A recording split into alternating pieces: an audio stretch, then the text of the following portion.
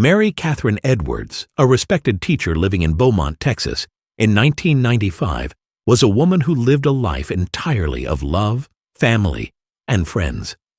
However, on the evening of Friday, January 13, 1995, she mysteriously disappeared from the new home she had just moved into.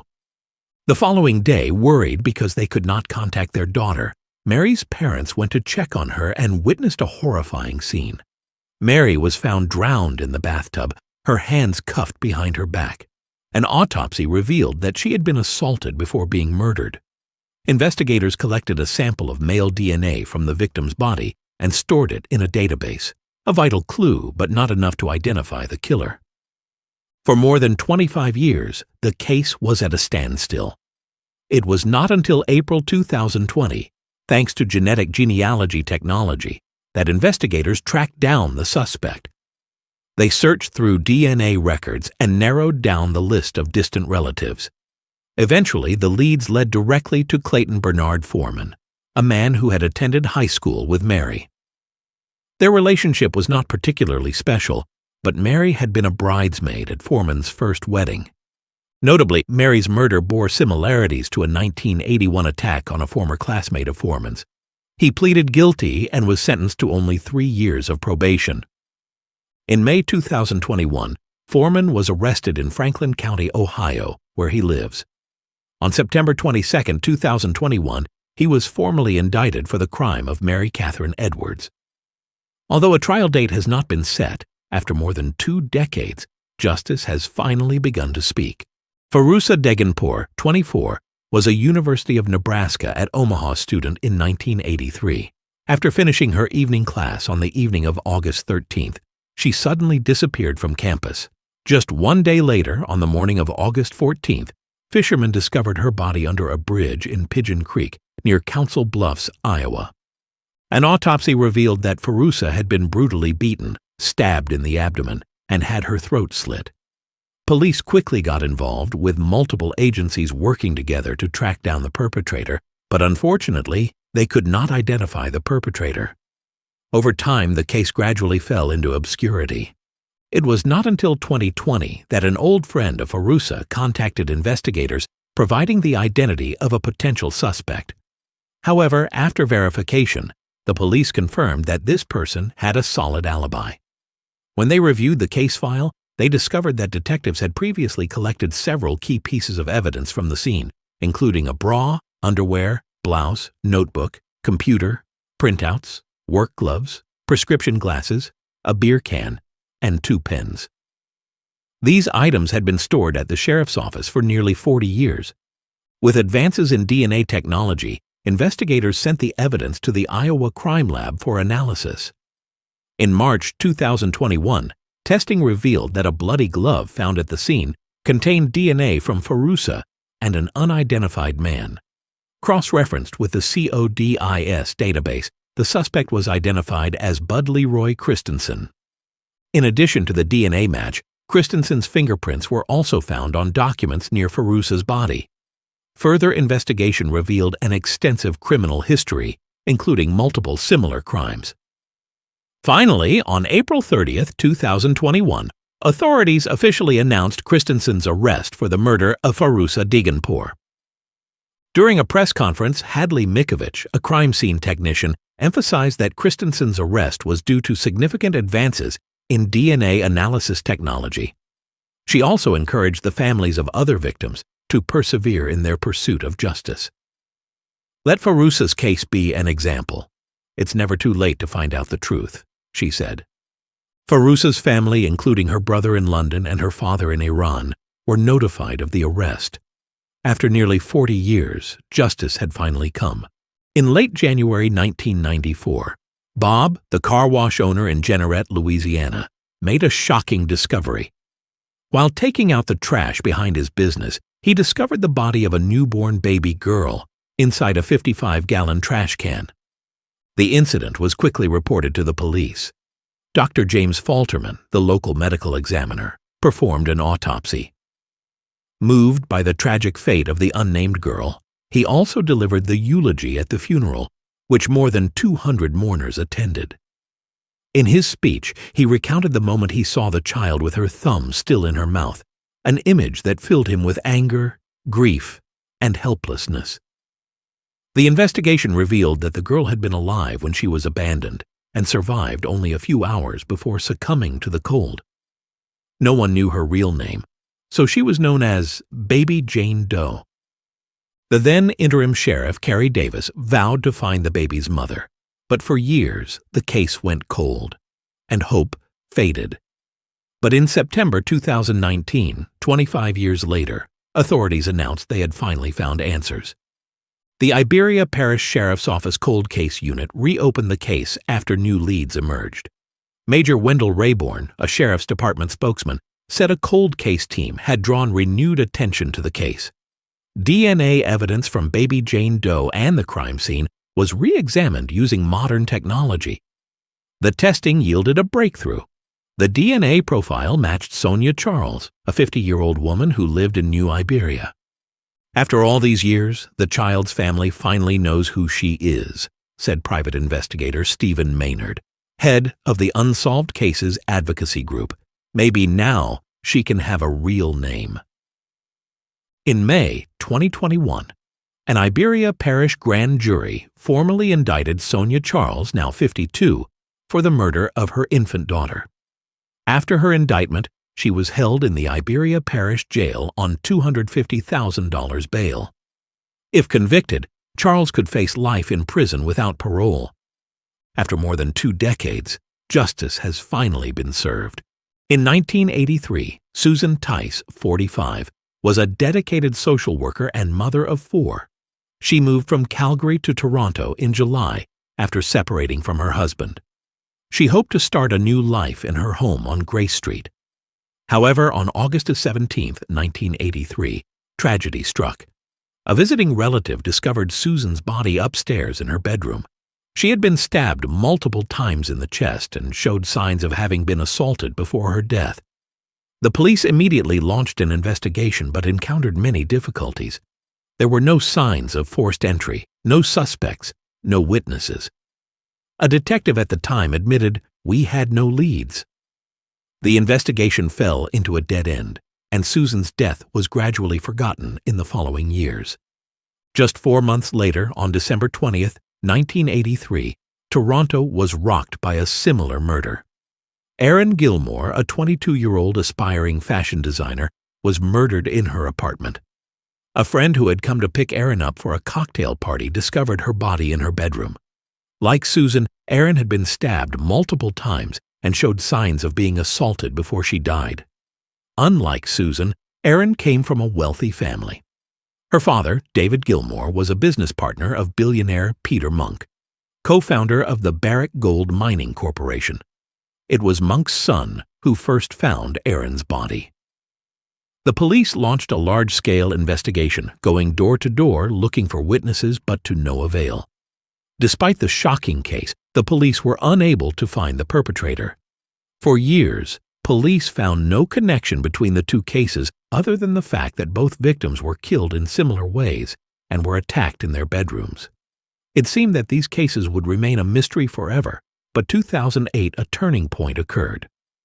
Investigators used modern DNA technology to reanalyze evidence from the crime scenes. The results confirmed that the same man was responsible for both murders. However, his identity remained undetermined. It took nearly another 15 years, with the development of genetic genealogy and advanced gene sequencing techniques, for police to finally identify the killer. Joseph George Sutherland, 60, of Moosonee, Ontario, was arrested in connection with the 2 murders. Moosonee is a remote community far from Toronto, where the crimes occurred nearly 40 years ago. The frightening thing is that Sutherland has never been questioned or named as a suspect. Sutherland has probably been waiting for this knock on the door for 39 years, said Detective Sergeant Stephen Smith, who leads the investigation. Police have traced his movements over the years, expanding their investigation to see if he is involved in other crimes. Sutherland's file has been stored in the APHIS system, which will compare fingerprints to unsolved cases across Ontario. Sutherland is scheduled to stand trial in 2023. The families of the victims have waited nearly 4 decades for justice. "This is the best call I've ever gotten," said Aaron Gilmore's brother, Sean McCowan. "We've been waiting for this for most of our lives." Aaron's mother died 2 years ago, still grieving over her daughter's death. She would be relieved to know that justice had finally been served if she were still alive. After 39 years of anonymity, the killer is finally facing justice. On May 23, 1992, a woman's body was found abandoned behind a construction shed on North Memorial Drive, just outside Tulsa, Oklahoma. The victim was quickly identified as 31-year-old Kim Marlene McVeigh, who had suffered a gunshot wound to the head. However, there were no witnesses to the incident, no DNA evidence, and no one provided any valuable leads, leaving the case unsolved for nearly 3 decades. Until recently, several witnesses bravely came forward and told police that Tommy Edward Harris had confessed to Kim's murder. According to their account, on May 16, 1992, 7 days before Kim's body was found, she had been at a house known to be a drug den. A man, who has not been identified, had come to collect money from a deal that went wrong, and the situation turned violent when a gunfight broke out. The man strangled Kim, dragged her outside, and then ordered Tommy Harris to shoot, hitting Kim in the left temple. Harris then dragged Kim's body into the house before hiding it behind a shed. The case seemed to be forgotten, but nearly 28 years later, on May 14, 2020, police arrested Tommy Edward Harris on murder charges. During a press conference, Tulsa County Sheriff Vic Rigolato shared that it was a bittersweet moment that justice had finally been served, even though it had taken so many years. He also said that Kim's family, who lives out of state, was notified of the arrest but could not be present then. However, the case still left gaps that could not be filled, as the man who ordered Harris to shoot Kim had passed away, and the victim's family did not attend the press conference and did not make any statements. The Kim McVeigh case is a testament that justice may be delayed but never forgotten. Thanks to witnesses who came forward, the killer was finally brought to justice after nearly 3 decades on the run. In March 1991, Rachel Johnson, a single mother living in Akron, Ohio, disappeared under mysterious circumstances. She was in a friend's car when it got a flat tire. They pulled into the convenience store parking lot on the corner of Dan Street and Glenwood Avenue to check on the situation. A small, faded gray sedan was parked behind them when they stopped. Rachel got into the car and drove off with a man who allegedly offered to drive her home. However, it was not until later that day that Rachel's body was discovered on Weller Avenue in a horrific state. She had been brutally attacked, stabbed multiple times, and, most horrifying of all, burned alive after being left on the side of the road. Investigators collected DNA evidence from Rachel's body but were unable to find a match in the current database. The case remained unsolved for years until 2019, when the Akron Police Department partnered with Advanced DNA, a Texas genetic testing company that specializes in solving cold cases. The breakthrough came in March 2020, when DNA testing finally identified 57-year-old Daniel Lee Reese as the man responsible for the horrific crime. Reese's DNA matched a suspect's sample at the 1991 crime scene. At the time of the crime, Reese was 28 years old and appeared to be an acquaintance of Rachel's family. Even more terrifying, he lived across the street from Rachel's home. After taking her life, Reese continued to appear in the life of Rachel's daughter, who moved in with her grandmother after her mother's death. She grew up unaware that the man she spent time with was her mother's killer. Detective James Pashalich, who led the investigation, said at a press conference, "DNA is the key to solving this case, the final piece of the puzzle to bring the killer to justice. It's like looking for a needle in a haystack, but we found that needle this time." After nearly 3 decades on the run, Daniel Lee Reese has finally been arrested and faces sentencing for his crimes. The Rachel Johnson case not only shows the pain of a family losing a loved one, but also shows that justice may be delayed but never forgotten. In 2010, Julie Ann Gonzalez, 21, of Dripping Springs, Texas, was a hard-working and dedicated single mother. She had recently separated from her husband, George de la Cruz, from whom she was in the process of divorcing, and the two shared custody of their daughter, Layla, who was then about 2 years old. Julie was busy working as a pharmacy technician, attending school, caring for her child, and always keeping close contact with her family. But that all changed on March 26, 2010, the last day she was seen. Julie was last seen at George de la Cruz's home, where she had gone to pick up her daughter.